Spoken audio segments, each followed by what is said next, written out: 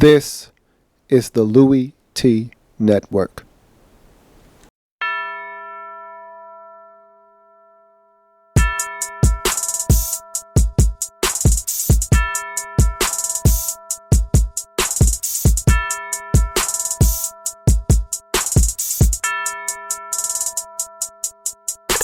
See, first come the preseason, and I don't take a day off. And then my team was 6-10, and we ain't smell the playoffs. Yeah, I seen the Super Bowl, but I heard they just play balls. A lot of teams had injuries.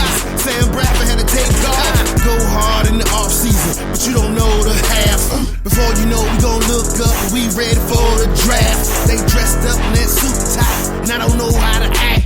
They waiting, so patient, so they can put on that hat. Who else could it be? But your man Luke. Okay, so when she asks you where you was at, you tell her you in the lab room. Who else could it be? Who? But your man Luke. Okay, so when she asks where you was at, you can tell her you was in the lab room. Yeah.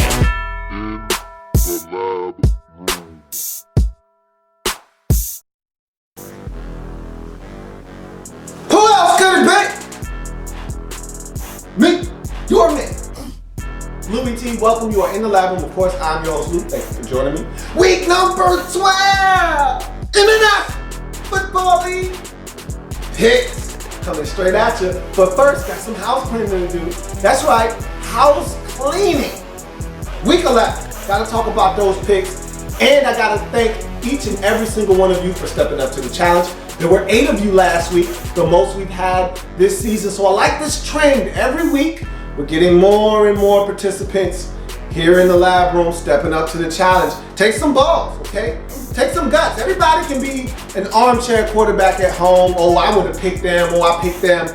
Stepping up to the challenge takes some gumption, okay? Because I'm gonna put you on blast. So you gotta be willing to step up, take the criticism, but also if you do it up, okay? If you blaze it, I'm gonna tell you, man, you did a hell of a job. So thank you for stepping up to the challenge. 8 of you guys participated in week 11. Let's jump into these selections. Protect. If you haven't had a chance, check out his blog. Leave the link down in the show notes. Good stuff. Check out Protect's blog in the show notes. But he went 7-6 last week. That's not good enough to get it done here. Look, last week was the week to get me. If you was gonna try to go 7-6 or whatever, that was last week. But it's not bad. It's not great. It's not gonna be good enough. Again, I'm back on my double-digit swag. So, and I'm actually disappointed in my week. But it's better than 7-6. So you gotta step it up, okay? JTWWE. My man JTWWE 7-5. He left out some picks last week. I don't know what JTWWE was on last week, but I'm gonna tell you this. He picked the Chargers and he actually said, because I can. No, you can't. He laughed. I don't even know what that was about, but he had to take an L for that one, and a brutal one at that. 7-5 for JTWWE. Gotta be better than that. Can't be picking the Chargers over the Chiefs. You can't do that. Can't be throwing away games. You're not gonna. Michael Kane, the Sarge, 8-6. He continues to be a model of consistency. Last week in the wreckage and rubble that was week 10, he went 7-7. He continues to hover right around 500, excuse me. And so he's a guy that it's never pretty, but he's always consistently around. And so 8-6, not a great week, but not a bad week either. Sarge continues to be a steady participant. We got a new entry, the Perfect Storm, stepping up to the challenge here in the lab room. The key isn't stepping up once, it's consistently stepping up to the challenge. That's something that people fail to do. I get people that come in, step up to the challenge once, get blazed by the week, get blazed by the NFL, go 5-9, go 6-8, and don't come back. Don't let the NFL scare you and make you tuck your tail between your legs and run. I appreciate you stepping up to the challenge, Perfect Storm.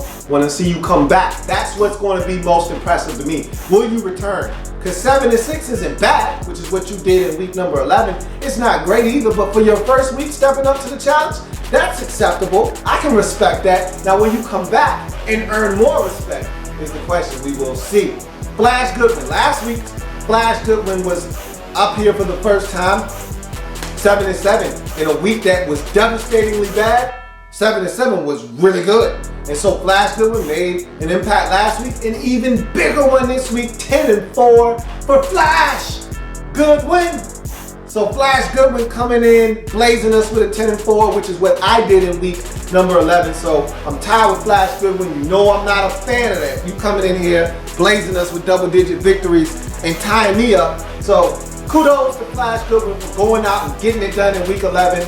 I'm gonna have to turn it up a notch. I see right now that you're not afraid of the heat that's in the kitchen, so I'm gonna turn the heat up a little bit. I'm gonna turn the knob up and see if you can handle it next week in week number 12, because you went 10-4, I went 10-4, now I gotta get you, okay? You beat me last week.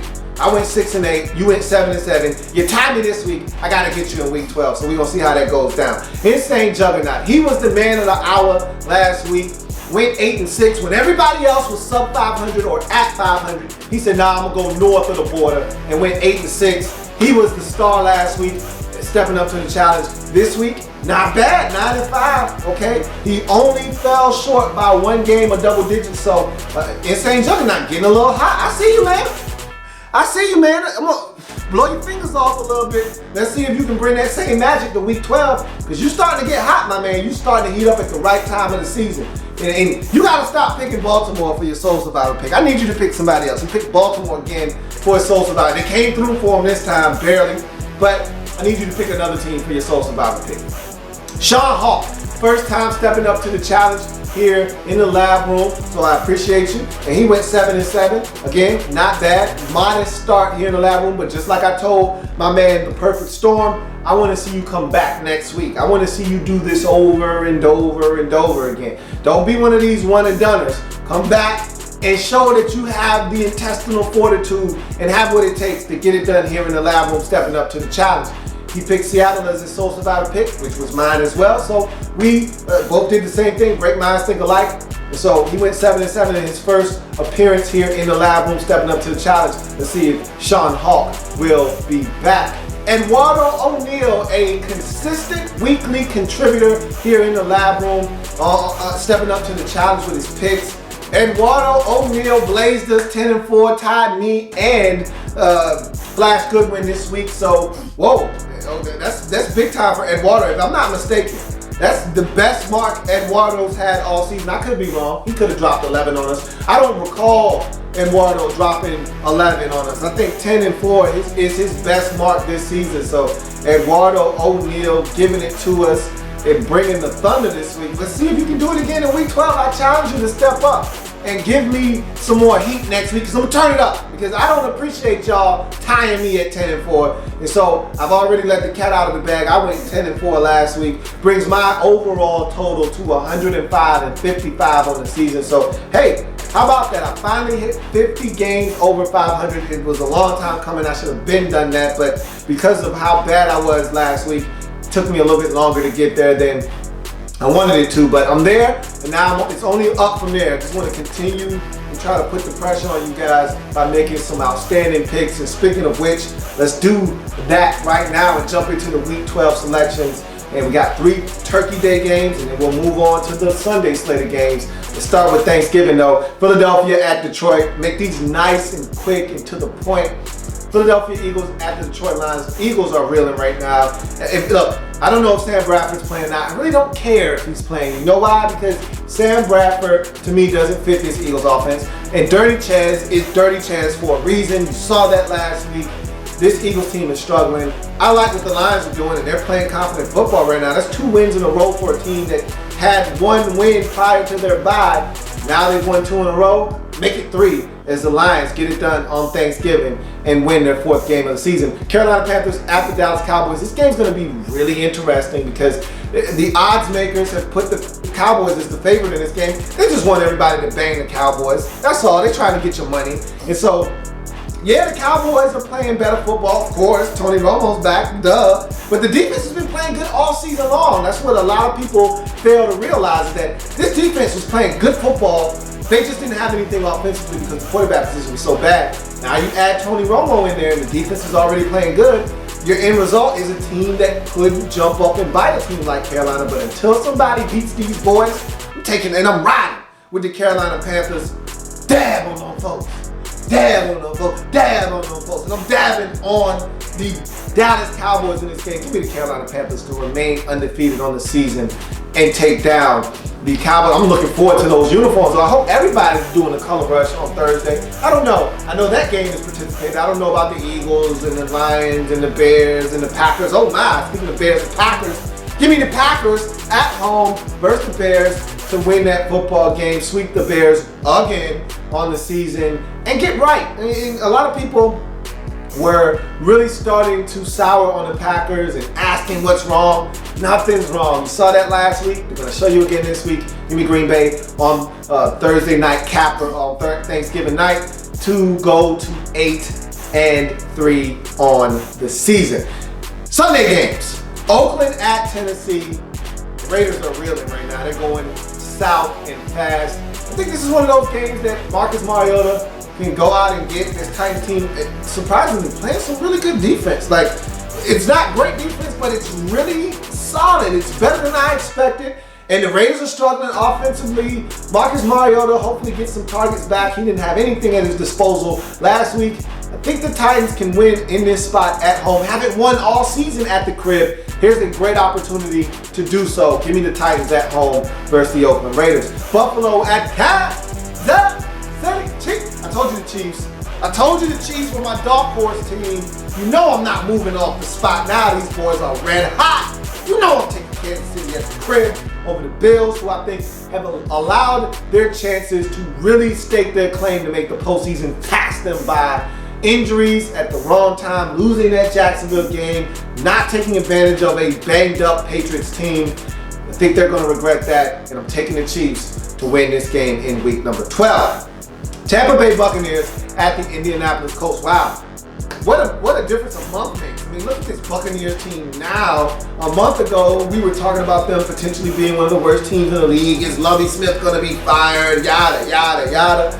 You pass a month over, and all of a sudden now they're 5-5, playing hot football, and I think they can go on the road and beat an Indianapolis Colts team that just finds a way to get it done when Matthew Hasselbeck is in. It's never pretty with him in the lineup. If they find a way to get it done, I don't know if they do that this week or not, but this is a young quarterback. I don't know if Chuck Pagano can confuse him or not. I still don't like what the Colts have on defense. I probably am going to regret this, but give me Tampa Bay. For some reason, I feel like the Buccaneers have enough ammunition to go into Indy and win that football game. I'm taking the Buccaneers on the road. Giants at Washington. You know you got to come to my Bow and Go for that if you're looking for a result for that game. So we'll move on to Houston, home against the Saints, coming off their bye, new defensive coordinator and Dennis Allen. Let's see what they've got. I don't trust the Saints. I don't really trust the Texans either, but they're at home and they've won 2 in a row and they're starting to smell themselves. Smells like winning to me. Give me the dang on Texans at home to continue to win the streak and give them a chance in the AFC South. Minnesota Vikings at the Atlanta Falcons.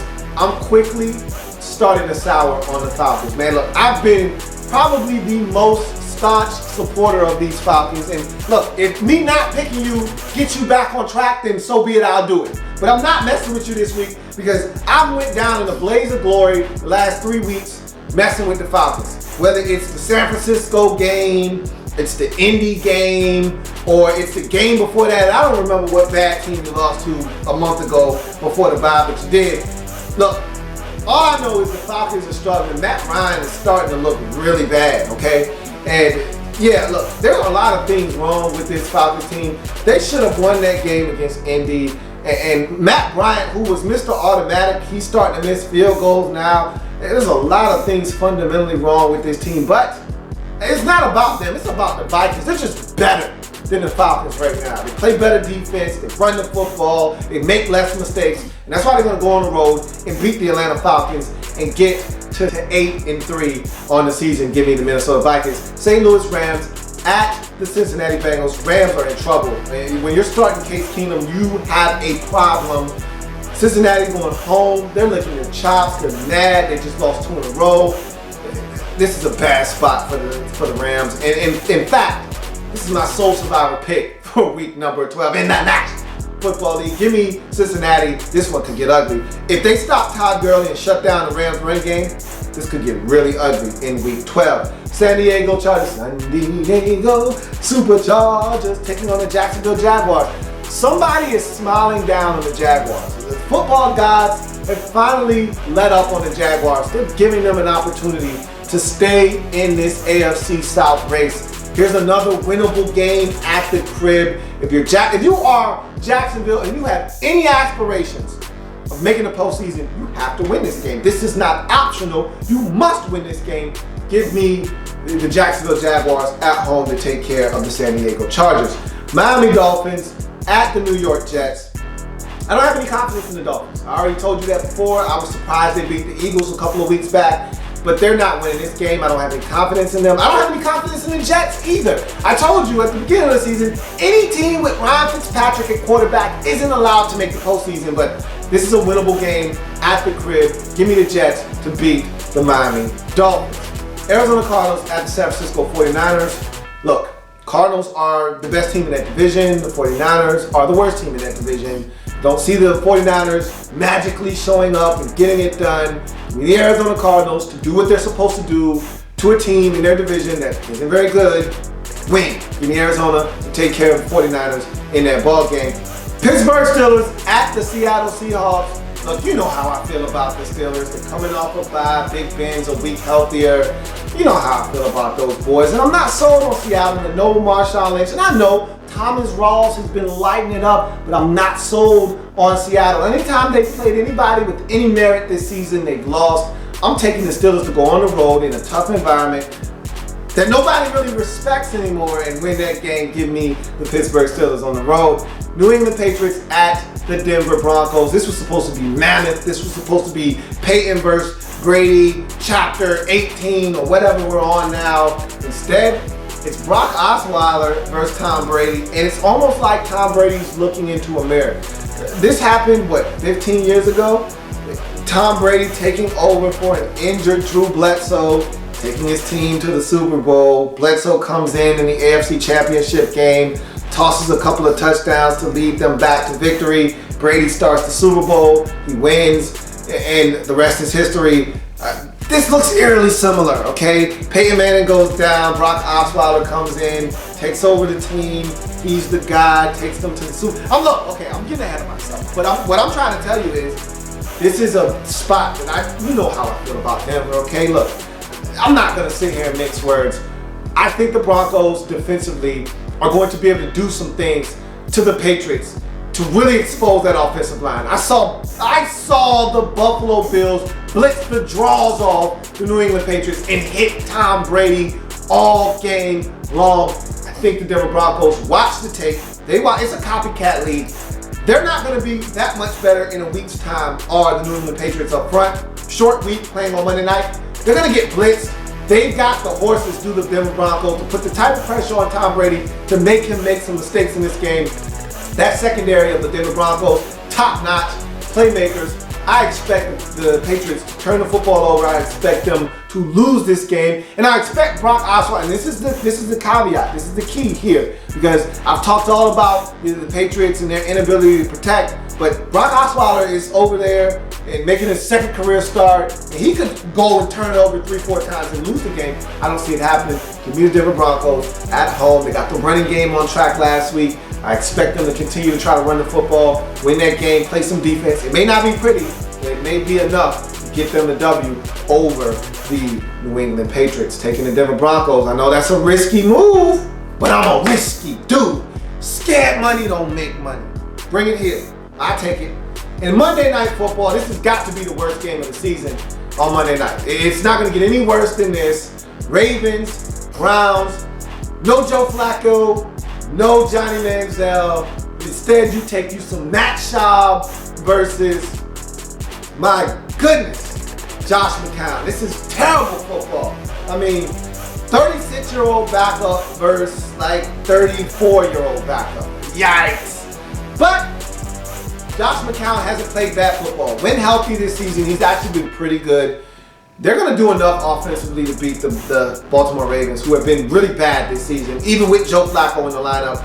No Flacco, no Forsett. no Steve Smith Sr., no nothing equals a loss. Give me Cleveland at home to win that football game. And so those are my picks in week 12. I feel damn good about them. And I'm looking for another double-digit victory week. And look, it's 16 games now. It's back to 16 games. So 10 wins that's nothing anymore, okay? Now it's 12-4, that's respectable. It's 13-3, it's 14-2. That's when you start going into the elite territory. 14-2 and 15-1. I'm telling you right now, I'm coming with the heat. This is one of the best sheets I've put together this week in week 12. This is well crafted, well constructed. I'm looking to really blaze y'all, man. If y'all don't come with y'all A game this week, I'm looking to embarrass some cats. I'm talking 15-1, I'm talking 14-2. That's how I'm feeling. That's how I'm feeling. If it happens in the National Football League, whether big or small, we cover it all here in the lab. Come back and join me as I continue to break down anything and everything National Football League. See you later on in the week. Enjoy the turkey. Happy Thanksgiving to you and yours. There's plenty more where that came from. While you're here, subscribe to the channel. If you want more Louie Tee, be sure to follow me on Twitter at @InTheLabRoom, or you can like the Facebook page at In the Lab Room. That's In the Lab Room on Facebook and at In the Lab Room on Twitter. Don't forget, subscribe to the channel if you haven't already done so.